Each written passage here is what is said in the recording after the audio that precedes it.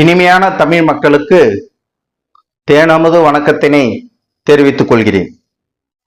இன்று நாம் டாக்டர் கலைஞர் மு கருணாநிதி அவர்களின் சிறுகதைகளில் சங்கிலி சாமி என்ற கதையினை கேட்க இருக்கிறோம். சங்கிலி சாமிக்கு ஜே, சங்கிலி சாமிக்கு ஜே ஜே ஜே இப்படின்ட்டு பக்தர்கள்லாம் பரவசமா கத்திட்டு இருக்கிறாங்க, குதிக்கிறாங்க, தாண்டவம் ஆடுறாங்க, ஆனந்த தாண்டவம் ஆடுறாங்க. அப்ப சம்பந்தம் யாரு? சாமியாரோட சிஷ்யன். அவரு முகத்தை பயங்கரமா அப்படி சாமி வந்த மாதிரி பாட்டெல்லாம் பாடுறாரு, பக்தி பாடல்கள்லாம் பாடுறாரு.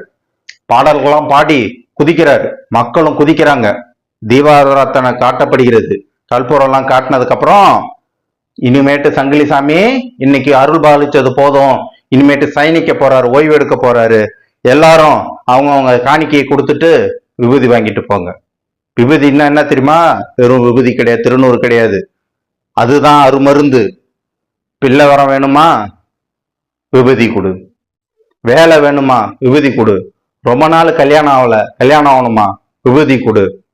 என்ன வேணும் உங்களுக்கு? எல்லாமே அந்த ஒரு பிடி விபூதி தான் வைத்தியம்.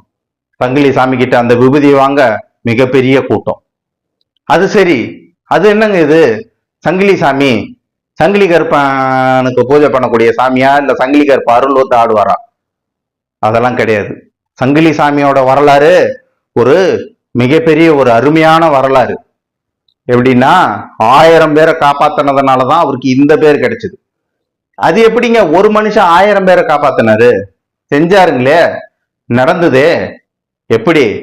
மெயில் மெயில் போல வேகமா போயிட்டு இருக்கு. நல்லா அங்க வேகமா போயிட்டு இருக்கும்போது அப்போ ஒரு சாமியார் சங்கிலியை பிடிச்சி இழுக்கிறாரு. இழுத்ததுக்கு அப்புறம் காடு வர்றாரு. ஏம்பா, யாருப்பா அது சங்கிலி பிடிச்சி இழுக்கிறது? ஏன் எதுக்கு இழுத்த? சாமி சொல்றாரு. இப்ப நல்லா கவனிச்சுக்க, ஆபத்து இருக்குது, ஆபத்து. எல்லாம் இறங்கி போய் பாருங்க. ஆபத்துங்க, ஆபத்து. அத்தனை உசுருக்கும் ஆபத்து. முன்னாடி போய் பார்த்தா உங்களுக்கு முழுசா விஷயம் புரியும் சொல்றாரு சங்கிலி சாமி. இறங்கி எல்லாம் முன்னாடி போய் பார்த்தா தண்டவாளம் பேர்ந்து கிடக்குது. அவ்வளவுதான். அத்தனை கூட்டமும் அப்படியே காலில் விழுது. அந்த ட்ரெயின்ல தான் இருக்கிறாரு சின்ன பண்ண முதலியார். அவர் அப்படியே ஆற தழுவிக்கிறார் சாமியார. சாமியார்னா இப்படி ஒரு சக்தி வாய்ந்த சாமியார் நம்ம உலகத்துல பார்த்ததே கிடையாது. 1000 பேரை சங்கிலி இழுத்து காப்பாத்துச்சு. இதனால இது சாமி சங்கிலி சாமி. எந்த சங்கிலி இழுத்துச்சு? ட்ரெயின்ல இருக்கிற சங்கிலி இழுத்து 1000 பேரை காப்பாத்துறதுனால சங்கிலி சாமி. இப்படி ஒரு ஞான திருஷ்டி கொண்ட ஒரு மனிதனை இது வரைக்கும் யாரும் பார்த்தது கிடையாது. அதனால எல்லாருமே அங்க பரவசம் அடைகிறாங்க, எல்லாரும் சந்தோஷத்துல குதிக்கிறாங்க. அவரு என்ன பண்றாரு, இந்த சின்ன பண்ண முதலியாரு ஊருக்கு கூட்டு அவருக்கு ஒரு மடத்தை கட்டி கொடுத்து அங்க பூஜை நடக்குது. அங்க அவருக்கு அருள் வாக்கு கேட்கறதுக்கு நிறைய பேர் வராங்க. இப்படி எல்லாம் நடந்துட்டு இருக்கு. அன்னைக்கு பூஜை முடியுது. பூஜை முடிஞ்சா சுமார் 2000 ரூபாய் மதிப்புள்ள வெள்ளி கட்டிகள் கிடைக்குது அன்னைக்கு. இப்ப எல்லாரையும் அனுப்பிடுறாங்க. எல்லாரும் அனுப்புனதுக்கு அப்புறம் சின்ன பொதன முதலியார்கிட்ட சொல்றாரு, இங்கவர், நான் ரூமுக்குள்ள போய் கதவை சாத்திக்குவேன், அறைக்குள்ள. அங்க ஆழ்ந்த தியானத்துல இருப்பேன். ஓம் நமச்சிவாய நம, இதை தவிர வேற எந்த சத்தமும் என்கிட்ட வராது. இப்படியே இன்னைக்கு இரவு முழுக்க தியானம் பண்ணி இந்த வெள்ளி கட்டிகளை தங்க கட்டிகளா மாத்தி உங்களுக்கு கொடுக்குறேன் அப்படின்னு சொல்லிட்டு நம்ம சின்ன பண்ண முதலியார்கிட்ட சொல்லிடுறது. சின்ன பண்ண முதலியாருக்கா கையும் காலும் புரியல. என்னடா வெள்ளிக்கட்டி எல்லாம் தங்க கட்டியா மாறினா என்ன வருது? அதை எடுத்துக்கிட்டு போய் நம்ம எப்படி விற்கிறது? அவருக்கு உடனே கற்பனை.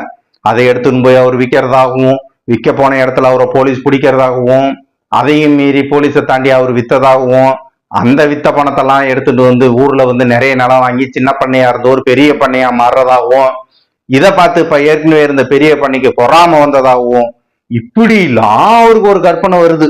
யாருக்கு? சின்ன பண்ண முதலியா இருக்கு. ஆஹா, இவ்வளவு நடக்க போகுது அப்படின்னு ஒரு கற்பனையோட இருக்கிறாரு. சாமியாரும் போயிட்டாரு, அறைய சாத்திக்கிட்டாரு. விபூதி வாசனை, சந்தன வாசனை, வத்தி வாசனை வெளியில வருது. நல்லா சாமி தியானத்துல இருக்குது. ஓம் நமச்சிவாய் நம்ம தவிர வேற எந்த சத்தமும் கேட்கல கொஞ்ச நேரத்துக்கு. அதுக்கப்புறம் சத்தமும் இல்லை, சாமி அமைதி ஆயிடுச்சு. இந்த முதலியாருக்கு ஆசையா இருக்குது. எதுக்கு ஆசை? காலையில நம்ம எழுந்திருச்சு போனோம்னா தங்க கட்டி கிடைக்குமே, தங்க கட்டி. என்னடா இது, வெள்ளிக்கட்டிக்கு தங்க கட்டி. நம்ம சாமி நினைச்சா அதை வைரக்கட்டியா கூட மாத்திடுமே, வைரக்கட்டியா அப்படி நினைச்சுக்கிட்டு இருக்கிறாரு. காலையில ஏஞ்சி பார்த்தாதான் விஷயம் தெரியுது. சாமியாரா ஆளக்கான ஆள் அடிச்சிட்டார். ஆளு காணாம போயிட்டாரு. இருந்த 2000 ரூபாய் மதிப்புள்ள வெள்ளி கட்டிய போச்சுடா போச்சு அப்படின்னு அழுகுறாரு. அங்கதான் சம்பந்தம் வரான். சம்பந்தம் வந்த உடனே அப்ப இந்த சாமியாரோட வேஷம் எல்லாம் புரிஞ்சு போச்சு. வந்த உடனே இங்க பாடுறா, எங்கடா உங்க சாமி காணோம் அப்படின்னு உடனே சந்தமந்து வந்து தலையில அடிச்சுன்னு ஊத்து புரண்டு அழுகுறான். என்னன்னு, ஐயா முதலியாரே, நீங்க மட்டும் ஏமாறல, நானும் தான் ஏமாந்து போட்டேன் இந்த திருட்டு பையனை நம்பி அப்படின்னா. என்னடா சொல்ற, நீ தாண்டா அவருக்கு சிஷினா இருந்து அருள்வாக்கெல்லாம் வந்து எல்லாமே செஞ்சிட்டு இருந்த பணிவிடெல்லாம், இன்னைக்கு என்னடா இப்படி சொல்றிய அப்படின்னு உடனே, அதெல்லாம் வெறும் பித்தலாட்டுங்க, அதெல்லாம் வெறும் வேஷங்க. யாரு சொல்றது? சம்பந்தம் சிஷ்ய கொடி சொல்றாரு. என்னடா இப்படி சொல்ற, சாமி 1000 பேரை காப்பாத்திச்சு. நல்லா காப்பாத்திச்சு சாமி. அந்த பாவத்துல நானும் தான் கூட்டு. ராத்திரி முழுக்க வந்து தண்டவாளத்தை உட்காந்து ட்ரெயின் வரதுக்கு முன்னாடி வெட்டினது நானு. இந்த சாமி கரெக்டா அந்த இடம் வந்து சங்கிலியை பிடிச்சி இழுத்து உங்களுக்கு எல்லாம் சாமி நம்ப வச்சிருச்சு.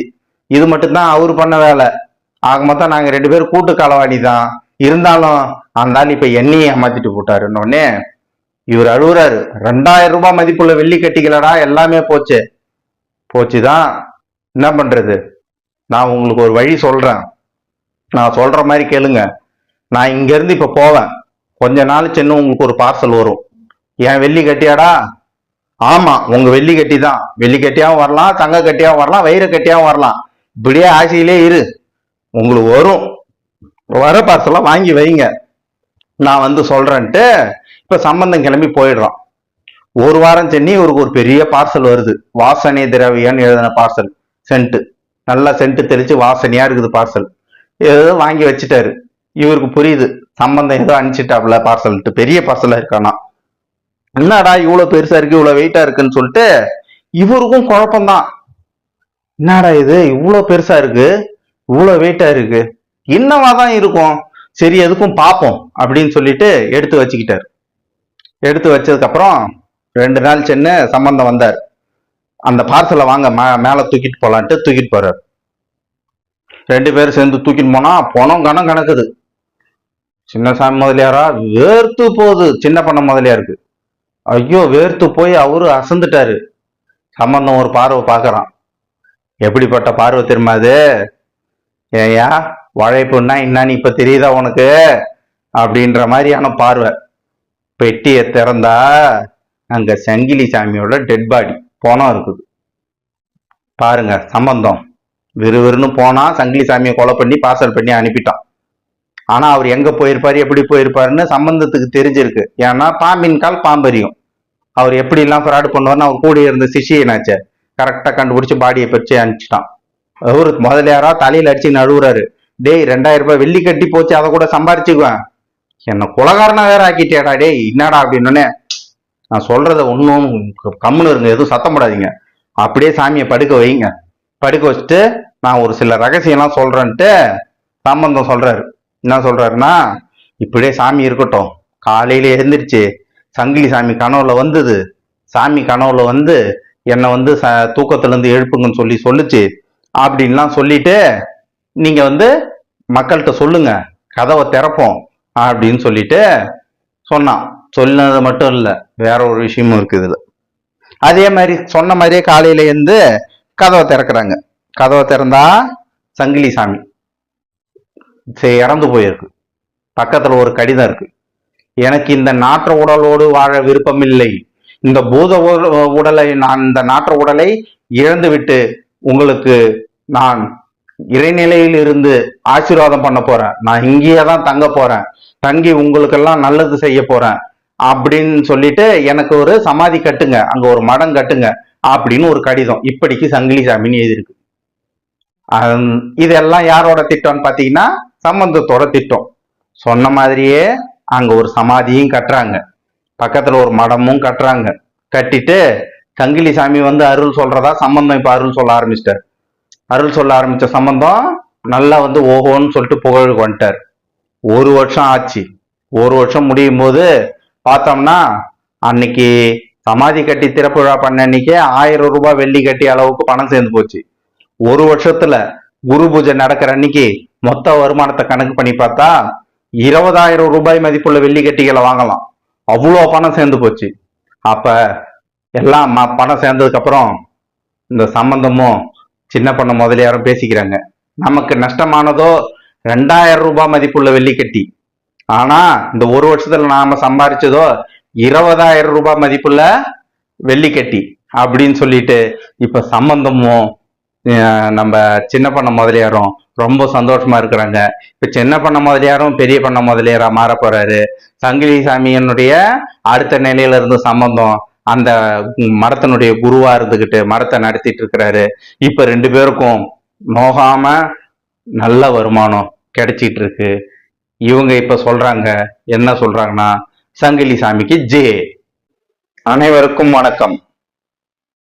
இன்று நாம் டாக்டர் கலைஞர் மு கருணாநிதி அவர்களின் சிறுகதைகளில் பிரேத விசாரணை என்ற கதையினை கேட்கவிருக்கிறோம்.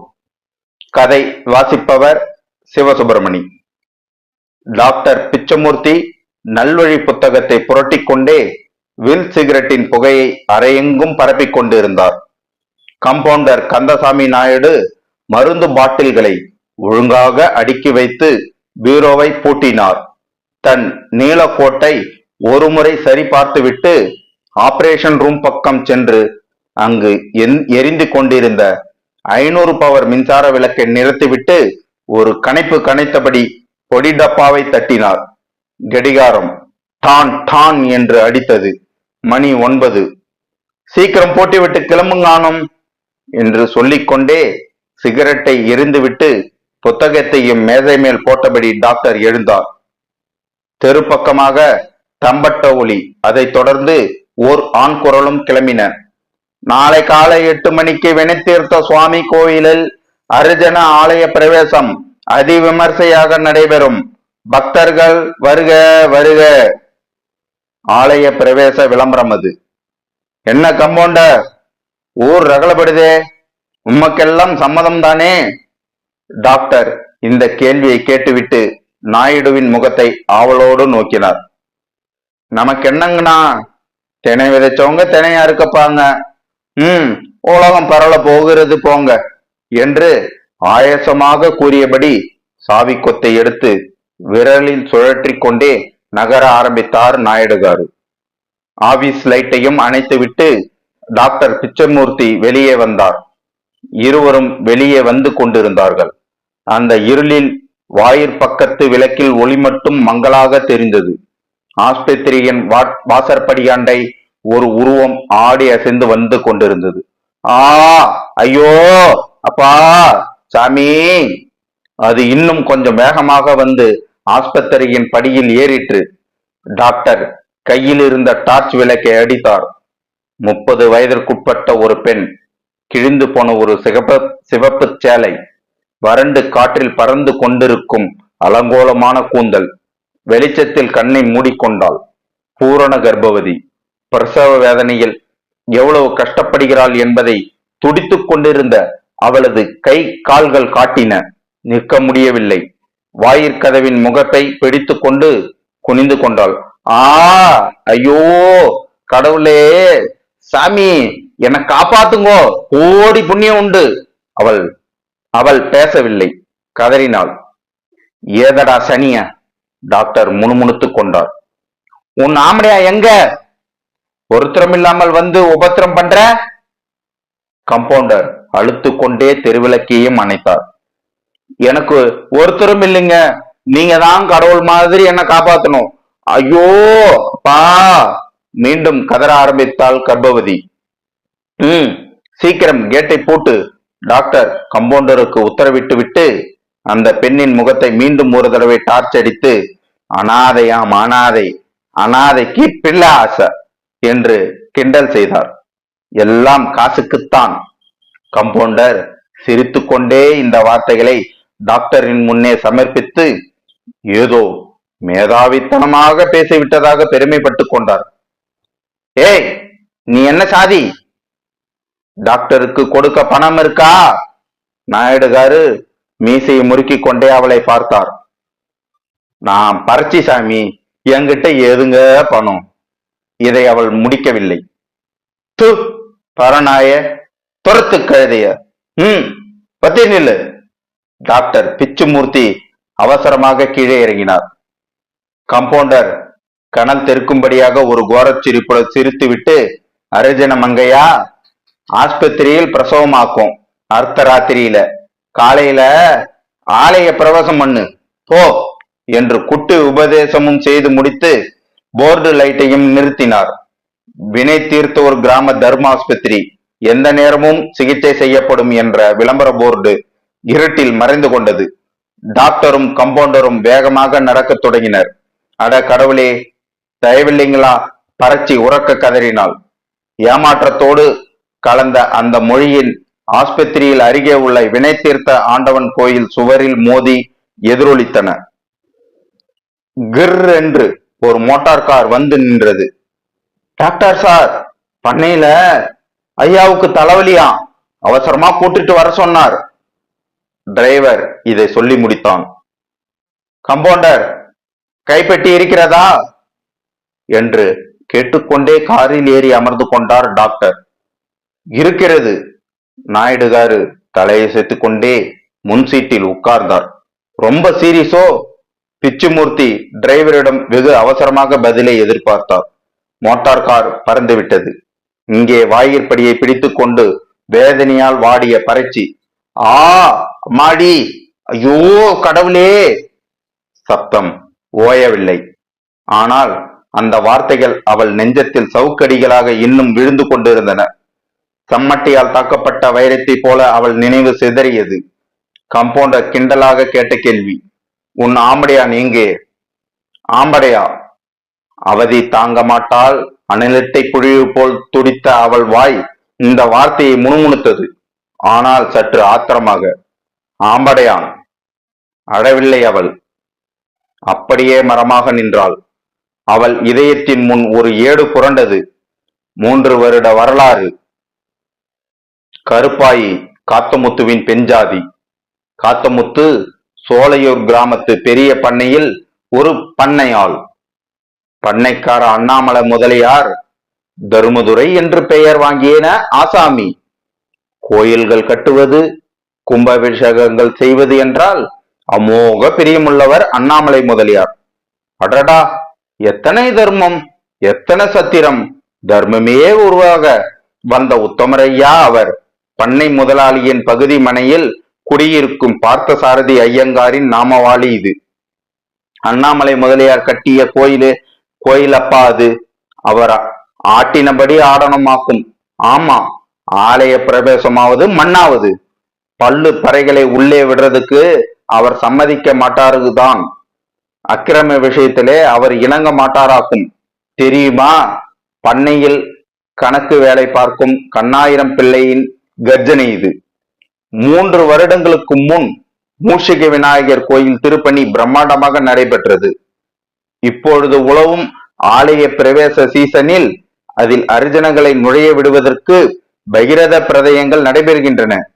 கோயில் கட்டும் பொழுது கர்ப்ப கிரகத்திற்கு ஏற்றப்பட்ட கருங்கல் விழுந்து கருப்பாய புருஷன் காத்தமுத்துவின் உயிர் விட்டான். உருண்டு திரண்டு ஒய்யாரமாக இருந்த காத்தமுத்து நசுங்கி நாசமானான். மகா கணபதியின் கோயிலில் மண்டையை தேங்காயாக உடைத்து இரத்தத்தால் முதல் கும்பாபிஷேகம் நடத்தி வைத்தான். உயிருக்குயிரான கருப்பாயை விட்டு அவன் ஆண்டவன் ஆலயத்திலே பலியானான். காத்தமுத்துவை காவு கொடுத்து கணபதி ஆலயத்தை கட்டி முடித்தார் அண்ணாமலை முதலியார். ஆண்டுகள் நகர்ந்தது. கருப்பாயி உயிர் வாழ்ந்தாள். ஒரு நாள் பண்ணையாரின் மாட்டு தொழுத்தில் சாணம் எடுத்து கொண்டிருந்தாள். அண்ணாமலை முதலியார், என்ன வேலை முடிந்ததா என்று கேட்டுக்கொண்டே நுழைந்தார். முதலியாரின் என்றுமில்லாத பிரவேசம் கண்ட கருப்பாயி திடுக்கிட்டாள். முதலியாரின் காமவெறி தலைவிரித்தாடியது. பாவம் கருப்பாயி பலியானாள். நாட்கள் உருண்டோடின. கருப்பாயி கசந்த வாழ்வில் கற்கண்டின் சுவையை கண்டால் எஜமானின் தயவு யாருக்கு கிடைக்கும்? கருப்பாயி கர்ப்பவதி. வெளியே தலை நீட்ட வெட்கம். ஊரில் இருந்தால் தலையை வெட்டி விடுவேன் என்று முதலியார் இறுதி எச்சரிக்கை விடுத்தார். அவசர சட்டம். அந்த அபலை பரட்சியால் அதை தாங்க முடியுமா? எஜமான் உத்தரவல்லவா? கருப்பாயி தேச பிரஷ்டம் செய்யப்பட்டாள். மாட்டுத் தொழுவத்திலே ஆவலாக நுழைந்த அதே முதலியார், எங்காவது காட்டுப்பக்கம் ஓடிவிடு என்று தன் காதலிக்கு கட்டளையிட்டார். முதலாளியின் கருணை, ஜாதி பேதம் பாராட்டாத பரந்த மனப்பான்மை, ஏழையிடம் அன்பு காட்டும் பொது உடைமை தத்துவம், இவைகளை நினைத்து மகிழ்ந்தோடல்லாமல் தன் கட்டுமத்தான தேகத்தின் அழகு பற்றியும் இருமாந்திருந்தால் இழந்த வாழ்க்கையை முதலியாரின் தயவால் ஓரளவுக்கு செப்பனிட்டு தன் குழந்தையாவது வளர்க்கலாம் என்று கனவு கண்ட கருப்பாயி கடைசியிலே தேச சஞ்சாரம் செய்ய ஆரம்பித்தாள். தேச சஞ்சாரத்தின் முடிவு வினை தீர்த்த ஒரு தர்ம ஆஸ்பத்திரியின் வாசற்படியில் வேதனையோடு நிற்கிறாள். காலை வந்தது. ஆலய பிரவேசத்துக்கான ஏற்பாடுகள் ஆடம்பரமாக நடந்து கொண்டிருந்தன. டாக்டர் பிச்சமூர்த்தி ஒரு கதர் தொப்பி சகிதம் கோயில் டிரஸ்டியோடு அங்குமிங்கும் அலைந்து கொண்டிருந்தார். கோயில் குளக்கரையில் ஒரே கூட்டம். தூக்கு தூக்கு, மெல்ல மெல்ல, மெதுவா தூக்கு. அப்படிதான். ஏய், நீ கூட போடா, படி வழுக்க போகுது, மெதுவா ஏறுங்க. குளத்தில் இறங்கி இருந்த ஆட்களிடம் கரையில் நின்ற கும்பல் இப்படி எச்சரிக்கை செய்து கொண்டு இருந்தது. சண்டாளனை கோயில் விடுறதுன்னா சாமிக்கே அடுக்கவில்லை, சகுனத்தடை ஏற்பட்டு விட்டது. இப்படி ஒரு பீடிகை போட்டு பிரசங்கம் செய்தார். தலைமுறையாக காணாத பழக்கம். இந்த அக்கிரமத்தை ஆண்டவன் சகிப்பாரா? திருக்குளத்தையே தீக்தாக்கி விட்டாரப்பா. மற்றும் இருவரின் உரையாடல் இவ்விதம். போயும் இன்னைக்கா விழுந்து சாகணும். அட பரிதாபமே, ஒரு இரக்க ஜீவன் இப்படி பேசிற்று. கர்ப்பவதி அப்பா, ஒரு கிழவி அனுதாபப்பட்டாள். 2 ஆத்மா இன்னைக்கு கங்காதேவி ஆட்கொண்டாள். ஒரு ஆத்ம நாணியின் சொற்பொழிவு இது. குளத்தில் விருந்து தற்கொலை செய்து கொண்ட கருப்பாயின் பிரேதம் கரைக்கு கொண்டு வரப்பட்டது. போலீசார் பிரேதத்தை பார்வையிட்டனர். பிரேத விசாரணைக்கு ஏற்பாடாயிற்று. எந்த ஆஸ்பத்திரியில் பரட்சிக்கு இடமில்லை என்று முதல் நாள் இரவு விரட்டி அடித்தார்களோ அதே ஆஸ்பத்திரியில் அந்த பரட்சியின் பிரேதம் தாராளமாக அனுமதிக்கப்பட்டது. பிச்சுமூர்த்தி பிரேத விசாரணைக்கு உதவியாக தன் வேலையை தொடங்கினார். அவருக்கும் அவருடைய கம்பவுண்டருக்கும் கருப்பாய் இறந்த காரணம் ஊர் கூறிற்று. கடவுளின் திருவிளையாடல் என்று டாக்டர் நடித்தார். காரணம் கண்டுபிடிப்பதாக. உலகத்துக்கு தெரியுமா, சமுதாய அமைப்பிலே, நாட்டு நடப்பிலே உள்ள கோளாறு நஞ்சாக மாறி கருப்பாயை கொன்று விட்டது என்ற உண்மையை யாருக்கு தெரியும்? அது தெரிந்தால்தானே பிரேத விசாரணையில் வெற்றி அடைந்ததாக அர்த்தம். அறிவார்ந்த தமிழ் மக்களே, உங்கள் அனைவருக்கும் இனிமையான வணக்கம். இன்று நாம் டாக்டர் கலைஞர் மு. கருணாநிதி அவர்களின் சிறுகதைகளில் ஆலமரத்து புறாக்கள் என்ற கதையினை கேட்கவிருக்கிறோம். அருவிகளின் சலசலப்பு ஓசையும் அதை சுற்றி சுருதியாக கொண்டு குயில்கள் மீட்டிய கீதமும் அதற்கேற்றாற்போல் மயில்கள் காட்டிய நடனமும் அந்த காட்டையே ஒரு சுந்தரபுரியாக விளங்கச் செய்யும். காட்டின் நடுவிலே ஒரு பெரிய ஆலமரம். ஆலமரத்து பொந்துகளிலே அழகுற விளங்கும் சிறு சிறு புறா கூடுகள். அந்த கூடுகளிலிருந்து எட்டி பார்த்தபடி கானகத்து உற்சாகத்தை ரசித்திடும் மணிப்புறாக்கள். மயிலாட்டத்தை பார்த்தாயா என்றிடும் ஒரு புறா. மைனர் புறாவின் மயக்கத்தை கிண்டல் செய்தபடியே அதோ கேள் குயிலின் கீதம் என்றிடும் மற்றொரு சங்கீத புறா. மயிலாடக் கண்டு வான்கோழிகள் ஆடி பார்த்து முடியாத காரணத்தினால் ஆட்டமே கூடாது என ஆர்ப்பரிக்கும் வான்கோழியின் வரட்டுமதி பற்றி கேள்விப்பட்டீர்களா என பிரசங்கம் செய்யும் இன்னொரு புறா. இப்படிலாம் காட்சிகள் அந்த கானகத்துல நடைபெறுகிறதா டாக்டர் கலைஞர் அவர்கள் ரசித்து எழுதியிருக்கிறார். இப்படி நடைபெற்றக்கூடிய இந்த புறாக்கள் மகிழ்ச்சியா இருக்கும்போது அப்போ ஒரு புறா வந்துதான். அந்த புறா என்ன சொல்லுச்சான், நீங்க எல்லாம் நல்லா பேசிட்டு இருக்கிறீங்க, இன்னைக்கு எனக்கு சாப்பாடு கூட கிடைக்கல. இந்த பருந்து என்ன பண்ணுச்சு தெரியுமா, என் சாப்பாடெல்லாம் அது புடிங்கின்னு போயிடுச்சு அப்படின்னுச்சான். அப்ப மத்த புறாக்கள்லாம் சொல்லிச்சான், நல்ல வேலை, பருந்து வந்து உன்னை சாப்பிடாம உன் சாப்பாடை மட்டும் புரிக்கின்னு போய் உன்னை உயிரோட விட்டுதே, அது வரைக்கும் ரொம்ப சந்தோஷம் அப்படின்னுச்சான். அப்ப பார்த்து ஒரு வல்லூர் அந்த இடத்துக்கு வந்துதான். இத கண்ட உடனே அதிர்ச்சி அடைஞ்சு சில புறாக்கள் வந்து பறந்து போச்சு, சில புறாக்க பொந்துக்குள்ள போய் பூந்துக்குச்சு. ஆனா அந்த வல்லூர் விட்டுச்சா, புறாக்களை பிடிச்சி நல்லா பிரிச்சு மேய்ஞ்சி சாப்பிட்டு ஏப்பம் விட்டுச்சான். ஏப்பம் விடும்போது என்ன சொல்லிக்கினே ஏப்பம் விட்டுதான், வந்தேன் ஏமாத்தினேன் இப்படி சொல்லிக்கிட்டே இந்த வல்லூர் வந்து ஏப்பம் விட்டுச்சான். இப்ப இந்த வல்லூரினுடைய அட்டகாசம் ரொம்ப பெருசா இருக்குது, அது தாங்கவே முடியல, அது பண்ற தொல்லை. அதனால இதுக்கு ஒரு முடிவு கட்டியே ஆகணும்னு சொல்லிட்டு புறாக்கள்லாம் முடிவு பண்ணிச்சு. அப்ப கருப்பு புறாவும் வெள்ளை புறாவும் ரெண்டு புறாவும் கூட்டு சேர்ந்துக்குச்சு. கூட்டு சேர்ந்து நம்ம வல்லூரை எதிர்க்கணும் அப்படின்ட்டு. ஆனா இதுக்கு முன்னாடி வந்து இந்த கருப்பு புறாவுக்கும் வெள்ளை புறாவுக்கும் கொடுக்கல் வாங்கல்லாம் கிடையாது, கொள்வன கொடுப்பன கிடையாது, அவங்களுக்குள்ளேயே பகை இருக்கு. இருந்தாலும் வெளியில இருந்து ஒருத்தன் வந்தான் இல்லையா வல்லூரு, அவனை விரட்டி ஆகணும். அதனால இவங்க ரெண்டு பேரும் கூட்டு சேர்ந்துக்கினாங்க. இவங்க ரெண்டு பேரும் கூட்டு சேர்ந்துக்கிட்டு எப்படியாவது யாரை விரட்டணும், வல்லூருவை விரட்டணும்.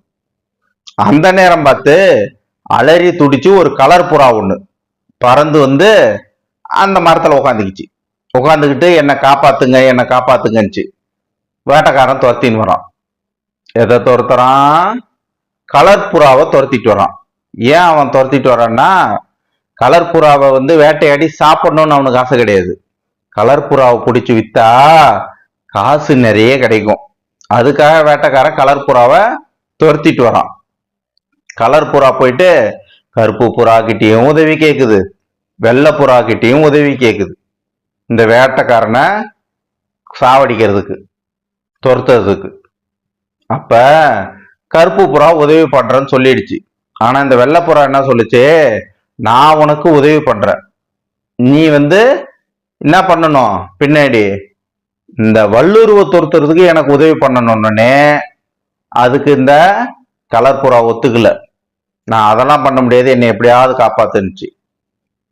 அதுக்குள்ள வேட்டைக்காரன் என்ன சொல்றான், ஓட்டு ஓட்டு கலர் புறாவை ஓட்டு அப்படின்னு சொல்லிட்டு அங்க இருக்கிற புறாக்கள் கிட்ட சொல்லி பார்க்கறான்.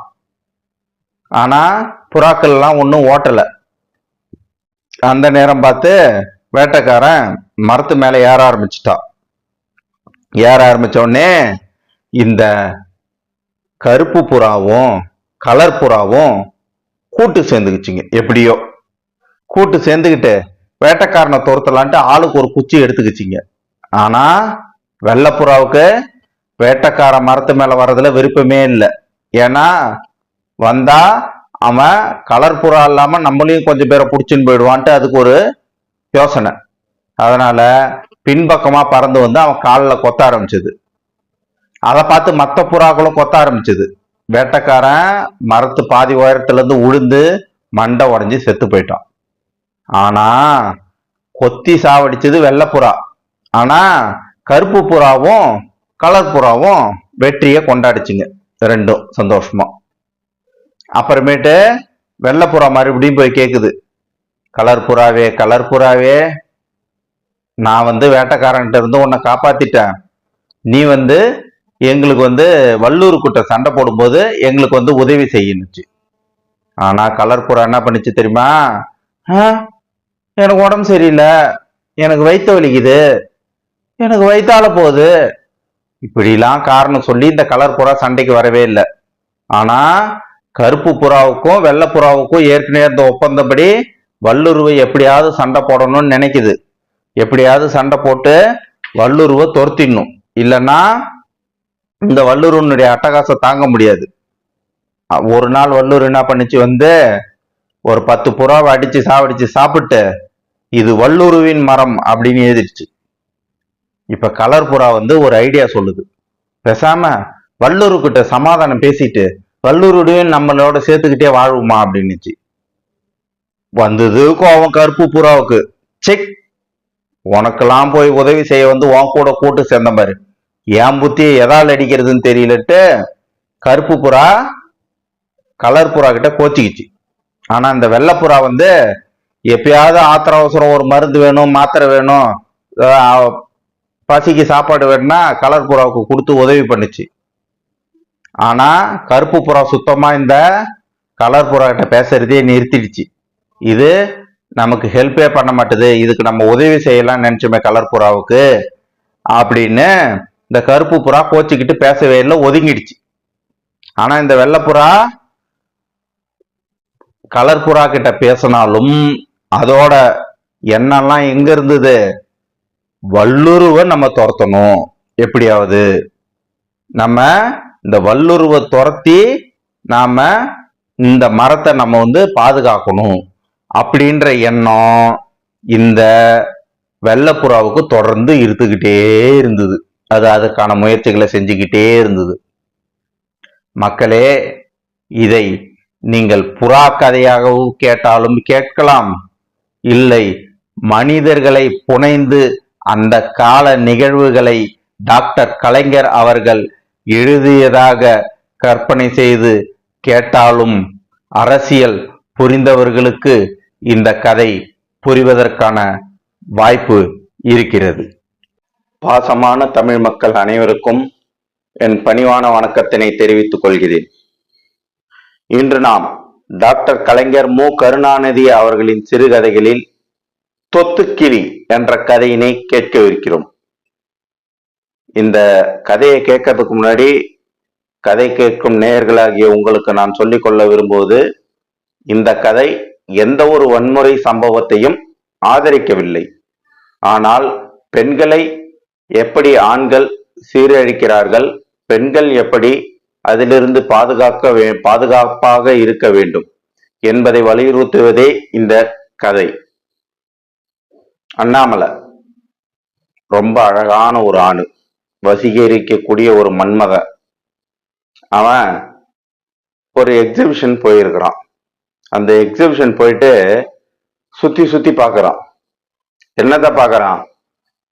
பொட்டு வேணும், பூ வேணும், கண்ணாடி வேணும், பொம்மை வேணும், இல்ல தின்பண்டை ஏதாவது வேணும் அப்படின்னு பாக்குறானா? இல்ல, அவன் வயிற்று பசிக்காக தேடவில்லை, வயசு பசியின் காரணமாக அழகான பெண்கள் இருக்கிறாங்களான்னு பாக்குறான். சே, என்னடா இது எக்ஸிபிஷனு, இதெல்லாம் ஒரு எக்ஸிபிஷனா? அழகிகளே இல்லாத ஒரு எக்ஸிபிஷன். தமிழர்களை தான் அழகானவங்கன்றாங்க, ஒரு அழகி கூடவா இன்னைக்கு வரல அப்படின்னு ரொம்ப சலிச்சுக்கிறான். அது இல்லாம என்ன சொல்றான், இந்த அழகிகள் இல்லாத எக்ஸிபிஷன் எப்படின்னா குஷ்டரோகம் பிடித்த ஜூலியட் மாதிரியா. அந்த ஜூலியட்டை ரோமியோ விரும்புவானா? விரும்ப மாட்டான். அப்படிதான் இருக்கு. அவன் புலம்புறான். எப்படி தெரியுமா புலம்புறான்? சே, என்னடா இது, சேல் கண்டைக்கு வலை போட்டா விரால் குஞ்சுதான் சிக்குது, இதை வச்சு நம்ம என்ன பண்றது? இந்த அழகா இல்லாத பொண்ணுங்களாம் இந்த பூமியில பிறந்திருக்கவே கூடாது. இவங்கெல்லாம் வந்து நம்மள தொல்லை பண்றதுக்குன்னே பிறந்தவங்க. யார் பேசுறது? மன்மதனா இருக்கக்கூடிய அண்ணாமலையினுடைய மனது பேசுகிறது இப்படிலாம். இது என்னடா இது கொடுமையான ஒரு இதுவா இருக்கே அப்படின்ட்டு இப்படி பார்த்துக்கிட்டே இருக்கும்போது திடீர்னு ஒரு சிரிப்பு சத்தம் கேட்குது. பார்த்தா அங்க ஒரு பொண்ணு அழகா இருக்கிறா.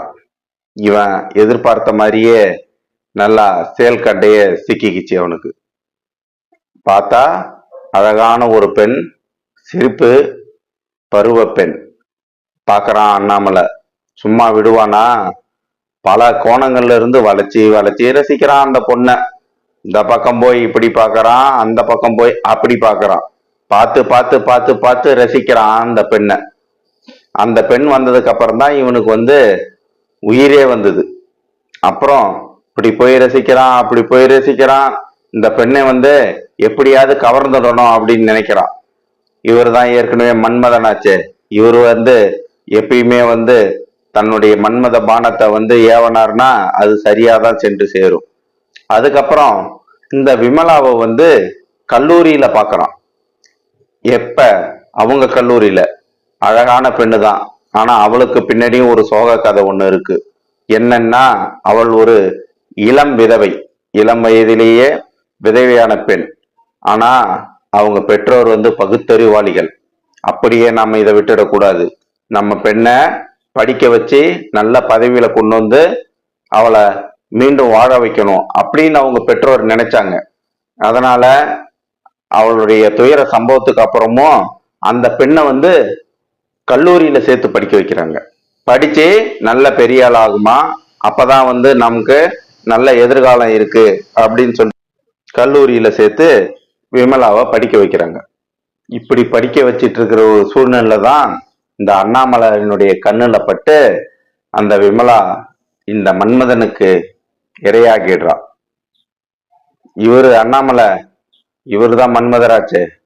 இவரு ஒரு கையில குண்டு மல்லியை பறிச்சிட்டு இருக்கும் போதே அடுத்த பார்வை ரோஜா பூ நோட்டம் விடும் அவருக்கு. அத போல அளப்பாயக்கூடிய அண்ணாமலை தன்னோட மனசு இன்னொரு இடத்துல அடுத்து இங்க விமலா தான் இவருக்கு சிக்கிட்டா. விமலா அந்த பொண்ணு கிட்ட இருந்து என்ன எதிர்பார்த்தாரோ அதெல்லாம் இவருக்கு கிடைச்சிருச்சு. விமலா கர்ப்பமாயிடுறா. இனிமேட்டு இவள் கிட்ட நமக்கு எதுவும் வேலை இல்லை, அதனால நாம அடுத்த வேலையை பார்ப்போம் அப்படின்ட்டு வேற ஒரு பெண்ணை நோக்கி போயிட்டான். விமலா ஆசையா இருந்தா இந்த அண்ணாமலை நம்மள திருமணம் செஞ்சுக்குவான்ட்டு. ஆனா அவன் வேற ஒரு பொண்ணு கூட பழகுறான். இவளை திரும்பி கூட பார்க்க மாட்டான். இவ கர்ப்பவதியா இருக்கிறா. வெளியிலையும் சொல்ல முடியல, என்ன செய்யறதுன்னு தெரியல. இவருக்கு விமலாவுக்கு கோபம் கொப்பளிக்குது. சரி, இதுக்கு ஒரு முடிவு கட்டியே ஆகணும். இந்த அண்ணாமலைய தீர்த்து கட்டிடலாமா அப்படின்னு யோசிக்கிறான். சேச்ச, ஆமா, அவனை கொலை பண்றதுல அர்த்தம் இல்ல. அவன் ரொம்ப அழகா இருக்கிறான், அதனால தானே இப்படி ஆட்டம் போடுறான். சரி சரி, அந்த அழகை நம்ம சிதைச்சிட்டா என்ன அப்படின்னு முடிவு பண்றான். அன்னைக்கு கெமிஸ்ட்ரி பிராக்டிக்கல் நடந்துட்டு இருக்கு. ஒரு பையன் கண்ணாடி பாட்டில் ஒண்ணு உடைச்சிடுறான். அதனால என்ன நடக்குதுன்னா, அங்க இருக்கிற பேராசிரியர்கள் எல்லாரும் சேர்ந்து அதை போய் பார்த்துட்டு, ஏன் உடைச்ச, எப்படி உடைச்ச, ஏதாவது திரவம் சிந்திச்சா அப்படின்னு அங்க போயிட்டாங்க எல்லாம். அந்த நேரத்துல இவ கையில ஒரு கண்ணாடி புட்டியை எடுத்துக்கிட்டு மெதுவா நகர்ந்து போய்கிட்டே இருக்கிறா. அண்ணாமலை கிட்ட போன உடனே அந்த புட்டியை திறந்து அவன் முகத்துல வீசிடுறா நைட்ரிக் ஆசிட். ஆனா அவளும் கொஞ்சம் குடிச்சிடுறா. குடிச்சிட்டு இவ இறந்துடுறா. அண்ணாமலை முகம் செதஞ்சிருது. அப்ப அண்ணாமலை கீழே படுத்து கிடக்குறான். அப்ப புரட்சி கவிஞர் அவன் கண்ணு முன்னாடி நிக்கிற மாதிரி இருக்கு. செல்ல பிள்ளாய், இன்று புவியில் பெண்கள் சிறுநிலையில் இருக்கவில்லை, விழித்து கொண்டனர், விளையாட நினைத்து விட்டாய் ஊர் பெண்கள் மேல், பொல்லாத மானிடனே மனச்சான்றுக்குள் புகுந்து கொள்வாய், நிற்காதே. அவங்க இப்படின்னு சொல்லிட்டு கவிஞர் அண்ணாமலை கண்ணு முன்னாடி மறைஞ்சு போனார். இப்ப அண்ணாமலை கண்ணை இறுக மூடிக்கொண்டான். நேர்களே, இப்படிதான் பாத்தீங்கன்னா, அழகை கண்டோ ஆசையை கண்டோ எதையோ ஒன்றை கண்டு கொண்டு சிலர் தங்களுடைய வாழ்க்கையை அநியாயமா இத போல பறி கொடுத்துடுறாங்க.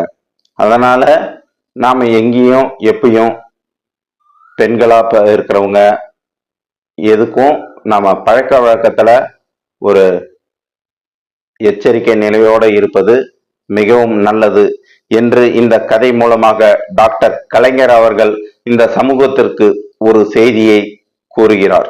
மீண்டும் ஒரு கதையுடன் சந்திப்போம். நன்றி, வணக்கம். உலகின் மூத்த குடியான தமிழ் குடியில் பிறந்த தமிழ் மக்கள் அனைவருக்கும் என் முதற்கண் வணக்கத்தினை தெரிவித்துக் கொள்கிறேன்.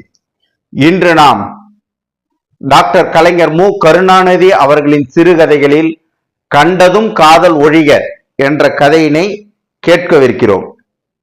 முறுக்கு, மசால் வடை, கரம் சாயா, நாதன் சோடா, கலர் ஆரஞ்சு, ரொட்டி, பிஸ்கோத்து, வெத்தலைப்பாக்கு, அசோகா, எலிஃபண்ட் சிகரெட், தாஜ்மஹால் பீடி. ஏய் சாயா, ஒரு சிங்கிள் கொடுடா. காலனா பீடி கொடுடா. மா, எனக்கு ரொட்டி வாங்கித்தாமா, சோடா வாங்கித்தாமா. ராத்திரில சோடா செரிக்காதுடா, கம்முன்னு கடடா. ஏய், ஆரம்பிக்கிறீங்களா இல்லையா? என்னடா நினைச்சுட்டு இருக்கிறீங்க? போற போக்க பார்த்தா நடுராத்திரி ஆயிடும் போல இருக்கு நாடகம் ஆரம்பிக்க. இது எல்லாம் ஒரு நாடக கொட்டாயில ஷோ ஆரம்பிக்கிறதுக்கு முன்னாடி ஏற்பட்ட சத்தம். அங்க ஷோ லேட் ஆகுது, ஆனா வியாபாரம் நடந்துன்னு இருக்கு. ரசிகர்கள் எல்லாம் கொந்தளிக்கிறாங்க. ஒருத்தவன் கேக்குறான் பக்கத்துல இருக்கிறவனை பார்த்து, டேய் விசில் அடிக்க தெரியுமாடா? சூப்பரா அடிப்பேன் தல, அதுக்காக தான் நான் நாடக கொட்டாய்க்கே வருது. அட்ரா விசில. எல்லாம் விசில் அடிக்கிறாங்க, கை தட்டுறாங்க.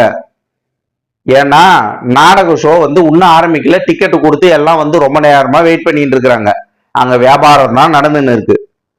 இந்த தேவி கான சபா புஷ்பராக பிள்ளை இவரோட நாடகத்துல இன்னைக்கு திரௌபதி வஸ்திரா பகரணம் இந்த காட்சி தான் இன்னைக்கு இடம்பெற போகுது. ஆனா அவர் என்ன பண்றாருன்னா, முன்னாடியே ஒத்திகை எல்லாம் பார்க்கல.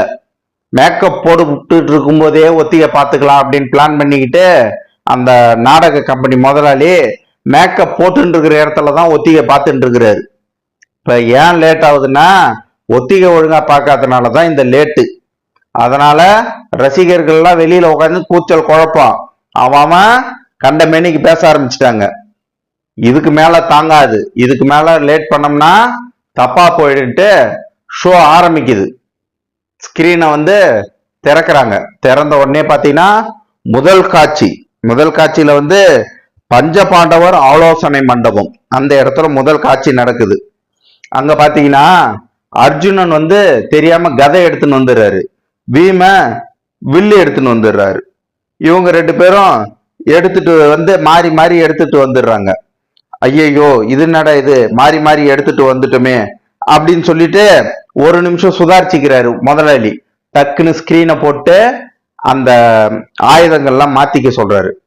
மாத்திக்க சொன்ன உடனே அந்த இடத்துக்கு திரௌபதி வரா. திரௌபதியை பார்த்த உடனே கீழே ஒருத்தருக்கு ஆஹா, பொண்ணுன்னா இந்த மாதிரி இல்ல இருக்கணும், தங்க சில மாதிரி இருக்காளே, திரௌபதினா இவதாயா திரௌபதி, அப்படியே அச்சு அசலா இருக்கிறா. ஐயோ அப்படியே கண்ணுல ஒத்திக்கலாம் போல இருக்கே, என்ன மூக்கு, என்ன முகம், என்ன லட்சணம், என்ன நகை. இப்படி ஒருத்தர் ரசிக்கிறார். யாருன்னா அவர் பேர் குமார். அவருக்கு ஃப்ரெண்டு கூட வர்றாரு நடராஜ். என்னப்பா, என்ன பிரதர், என்ன கண்டதும் காதலா அப்படின்றாரு. ஏன் இருக்கக்கூடாதா கண்டதும் காதலு? என்ன மாதிரியான பொண்ணு அவ நிக்கிறா. இந்த தர்மர் முட்டாளா இருப்பார் போல இருக்கு. போய் அவளை தழுவி கொஞ்சறதுக்கு இல்லாம நின்னுன்னு கிடக்குறாரு நாடக காட்சிக்கு.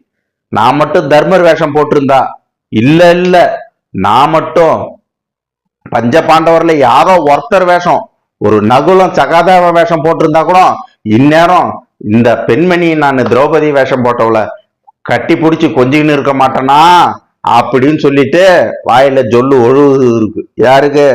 குமாருக்கு. அவருக்கு ஒரே என்னன்னா திரௌபதி மேலேயே ஒரு கண்ணா இருக்குது.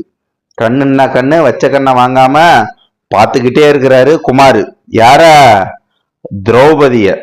அவருக்கு கண்டதும் காதல் ஏற்பட்டு விட்டது. இப்ப அடுத்ததாக பாத்தீங்கன்னா தர்மர் வராரு. அன்பே சீதா அருகில் வா அப்படின்றாரு. என்னடா இது, பாரதத்துல ஏதுரா சீதா அப்படின்னு பார்த்தோம்னா முத நாள் தான் அவர் ராமாயணத்துல நடிச்சிருக்கிறாரு. அதோட வந்துட்டாரு. இங்க சரியா ஒத்திக்க பார்க்கல. உடனே இங்க இருக்கிறவங்க எல்லாம் கூச்சல் போட ஆரம்பிச்சுட்டாங்க, சத்தம் போட ஆரம்பிச்சுட்டு போ போ போன்றாங்க. அவர் போயிடுறாரு. ஐயோயோ இது என்னடா இது, வசனமே பேசாம போச்சே நாடகத்துலன்னு அர்ஜுனன் வராரு. அர்ஜுன வேஷம் போட்டவர் தர்மர் வசனத்தை எதுக்கும் பேசிடுவோன்ட்டு அவர் பேசுறாரு. என் தம்பி அர்ஜுனன் திக்விஜயம் செய்ய போகிறானாம் அப்படின்னு சொல்லிட்டு வசனம் பேசுறாரு. பேசுறவர் யாரு? அர்ஜுனர் வேஷம் போட்டவர்.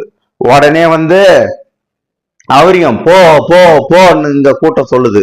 இப்ப பாத்தீங்கன்னா அவரும் அர்ஜுன வேஷம் போட்டவரும் ஒன்றும் புரியல. இந்த பஞ்ச பாண்டவர்கள் எல்லாம் திரு திரு திருன்னு முழிக்கிறாங்க. நாடக முதலாளியா கூட்டத்தை அமைதிப்படுத்தலாம்னுட்டு சகோதரர்களே அப்படின்னாரு. இங்க கூட்டத்துல இருந்தவங்க என்ன பண்ணாங்க, அங்க இருக்கிறாங்க 5 சகோதரர்கள், அவங்கள முதல்ல நீ கூட்டுக்கணும் போப்பா அப்படின்னாங்க. இங்க யாருக்கும் ஒன்றும் புரியல. புரியாதனால நாடக முதலாளி ஸ்கிரீன் இழுத்து மூடிட்டு எல்லாரும் வாங்க உள்ள அப்படின்னு கூப்பிட்டு போயிடுறாரு. எல்லாத்துக்கும் காரணம் என்ன, ஒத்திகை சரியா பார்க்கல, அதுல ஒரு அலட்சியம் பண்ணிட்டாரு முதலாளி. ஆனா இங்க வேற ஒருத்தருக்கு மனம் திக்கு திக்கு திக்கு திக்கு திக்கு திக்குன்னு இருக்கு. யாருக்கு? குமாருக்கு. ஏன்னா அவர் தான் காதல் வலையில விழுந்திருக்கிறாருல்ல, அவர் ஒரு மயக்கத்துல இருக்காரு. யார் மேல காதல்? திரௌபத வேஷம் போட்டாலே பொண்ணு, அந்த பொண்ணு மேல இவருக்கு அப்படி ஒரு காதல். அழகுன்னா அழகு, நடன்னா நட, நளினம்னா நளினம், இப்படி ஒரு தங்க சிலை மாதிரி பொண்ணு கிடைப்பாளா அப்படின்னு காதல்ல விழுந்துட்டாரு. இவருக்கு இந்த நாடக சபால சேர்ந்து ஏதாவது ஒரு வேஷம் போட்டு இந்த பொண்ணை எப்படியாவது காதலிக்கணும் அப்படின்னு ஒரு ஆசை. இந்த நேரத்துல பார்த்து நாடக திரையை மூடிட்டு போயிட்டாங்க. எல்லா மக்கள் கல் எடுத்து அடிக்க ஆரம்பிக்கிறாங்க. கல் எடுத்து அடி கொட்டகையை கிழிச்சுக்கிட்டு போகுது. கல் எல்லாம் பறக்குது, எல்லாம் பறக்குது. அந்த நேரத்துல ஒருத்தர் என்ன பண்றாரு, அவரு ராமாயணம் நடத்தலாம் அப்படின்னு சொல்லிட்டு லங்கையை கொளுத்தின மாதிரி பத்து கிச்சு கிழிச்சு நாடக கோட்டையை ஒருத்தர் கொளுத்திடுறாரு. ஓடுறாங்க ஓடுறாங்க ஓடுறாங்க. நாடகத்துல அங்க பார்க்க வந்த ஆண்கள், பெண்கள், குழந்தைகள் எல்லாரும் தலை தெறிக்க ஓடுறாங்க. அது மட்டுமா, அந்த நாடகத்துல நடிக்க வேஷம் போட்டிருந்த நடிகர்களும் ஓடுறாங்க. திரௌபதி ஓடுறா. திரௌபதி பின்னாடியே யார் ஓடுறது? காதல் வயப்பட்ட குமார் ஓடுறாரு. ஐயோ என் காதலி ஓடுறாளே அப்படின்ட்டு திரௌபதி ஓடி போய் ஒரு வரப்புல வழிக்கு விழுந்துட்டா, மயக்கம் போட்டா. ஐயோ என் கண்ணே, என் மணியே, என் முத்தே, என் பவளமே, நம்ம எப்படிலாம் வாழலாம்னு நினைச்சிட்டு இருந்தேன், இப்படி ஆகி போச்சு அப்படின்னு தூக்கி மடியில வச்சுக்கிட்டு அவள் நெஞ்ச தடவி கொடுத்து அவ வேட்டியை எடுத்து அந்த முகத்தை விசிறி விடுறாரு. கொஞ்ச நேரம் சென்னு திரௌபதிக்கு மயக்கம் தெளிஞ்சிருச்சு. மயக்கம் தெளிஞ்சதுக்கு அப்புறமேட்டு திரௌபதி பாக்குறா. பார்த்த உடனே இவர் காதல் வசனங்களை பொழியிறாரு. யாரு பொழியிறது? குமாரு. அவரு காதல் வசனங்களை பொழியிறாரு. யாருக்கிட்ட? திரௌபதி கிட்ட. உடனே திரௌபதி எல்லாத்தையும் கேட்டுட்டு தலை மேல கைய வச்சு அந்த விக்கை எடுத்தான் பாருங்க திரௌபத. குமாருக்கு என்ன சொல்றதுன்னே புரியல. ஆம்பளைக்கு பொம்பளை வேஷம் போட்டவனெல்லாம் என்ன பண்றான் அந்த குமாரு? கண்டதும் காதல் செய்கிறார். அதுக்கப்புறம் குமார் ஒண்ணு சொன்னான் பாருங்க. என்ன சொன்னான்? கண்டதும் காதல் ஒழிக.